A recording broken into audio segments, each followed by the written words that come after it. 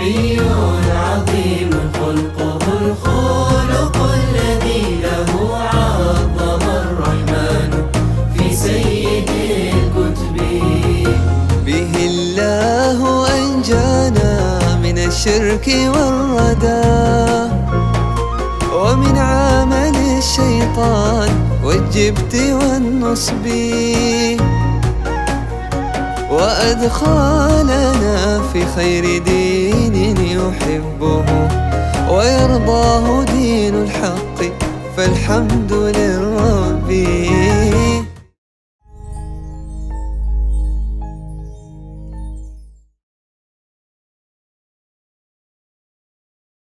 الإنسان كيانه فيه ظاهر وفيه باطن. باطن الإنسان مشاعر وأحاسيس، تكوينه عجيبة. إذا انكسرت مشاعر الإنسان انهدم كيانه كله. لهذا كان مراعاة مشاعر الإنسان لها قيمة كبيرة عند الله سبحانه وتعالى.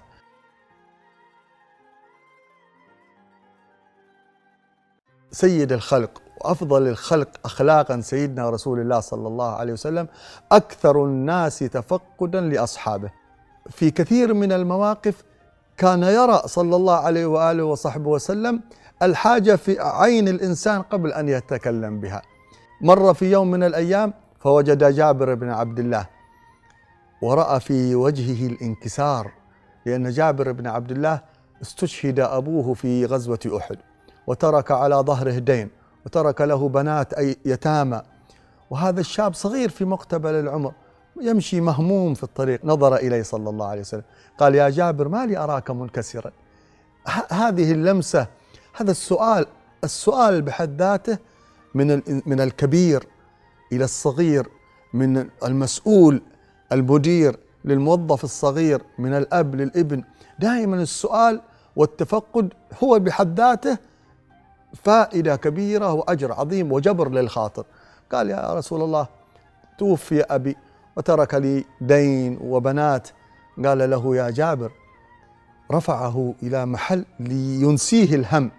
قال له: يا جابر، إن الله تعالى كلم شهداء أحد كلهم من وراء حجاب، وكلم وأحيا أباك فكلمه كفاحا. قال له: تمنى علي يا عبدي. قال: يا رب أعدني إلى الدنيا حتى أقتل في سبيلك.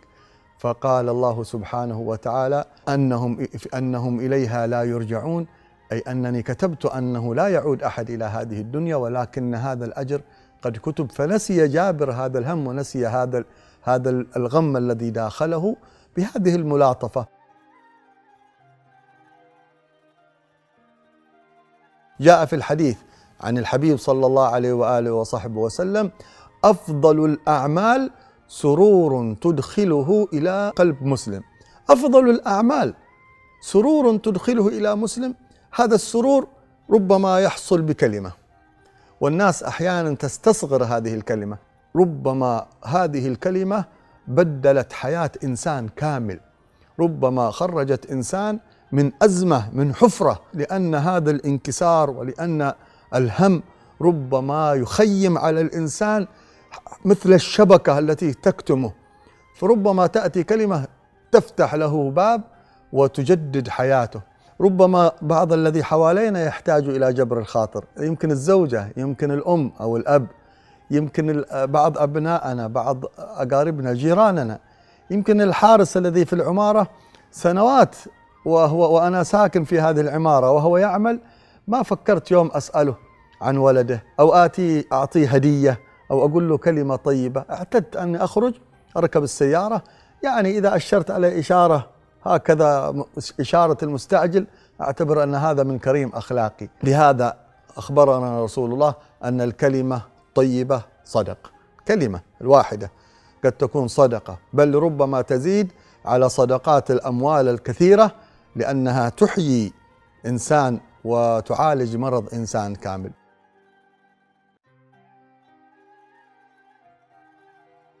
ما أحد حول حياة رسول الله، صغير كبير، غني فقير منكسر، إلا وجبر رسول الله صلى الله عليه وآله وسلم خاطره. في موقف من المواقف مع النساء، سيدنا عمر بن الخطاب لقي أسماء بنت عميس بعد عودتهم من الحبشة.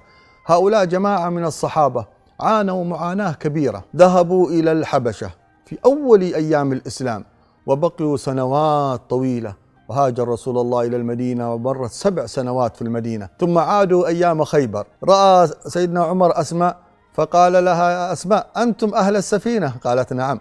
قال: إن لنا هجرة ولا هجرة لكم، إن ما حصلت لكم الهجرة، نحن فزنا قبلكم بالهجرة.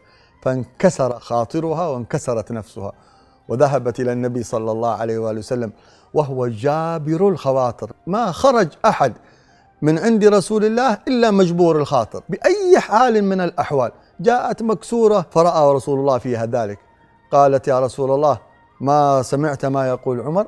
قالت: وما ذاك يا أسماء؟ قالت: يقول أن لهم هجرة وليس لنا هجرة. قال: عودي إليه فقولي له إن لكم هجرتين، هل لكم هجرة من مكة إلى الحبشة وهجرة من الحبشة إلى المدينة. فرجعت أسماء وهي متهللة وهي متعالية على عمر بن الخطاب، ذهبت قالت: رسول الله يقول لنا هجرتين وأنتم ما لكم إلا هجرة واحدة فقط.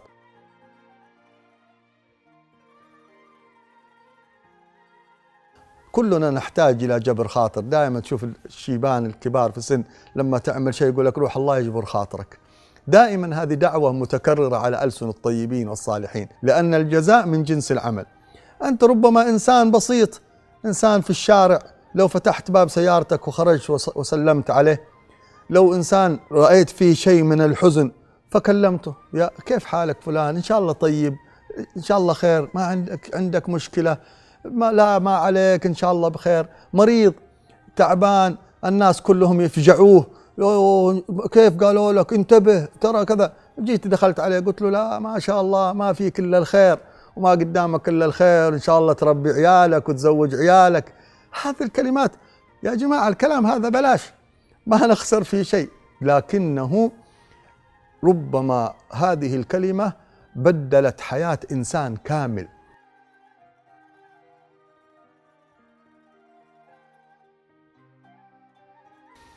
في مرة من المرات تنازع الأنصار والمهاجرين في شأن سلمان الفارسي. قال المهاجرون: هذا قد هاجر. وقال الأنصار: بل إن رسول الله جاء المدينة وسلمان في المدينة فهو أنصاري. وتنازعوا فيه، وكأن سلمان هو مولى من الموالي، وقع في نفسه شيء. فقال النبي صلى الله عليه وسلم: سلمان منا أهل البيت، فضمه إليه ورفع له رتبته.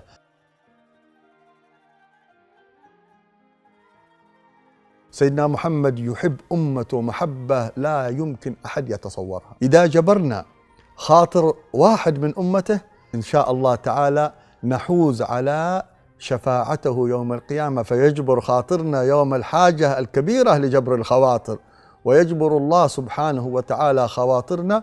وأعتقد أن مفهوم جبر الخواطر وإن كان هو شيء بسيط، لكنه من أعمق مدارس ومعاني وأذواق. قل إن كنتم تحبون الله فاتبعوني يحببكم الله. عليك سلام الله ما حرك الحدا، قلوبا إلى مغناك بالشوق والحب، وصلى عليك الله دابا وسرمدا، وسلم يا مختار والآل والصحب.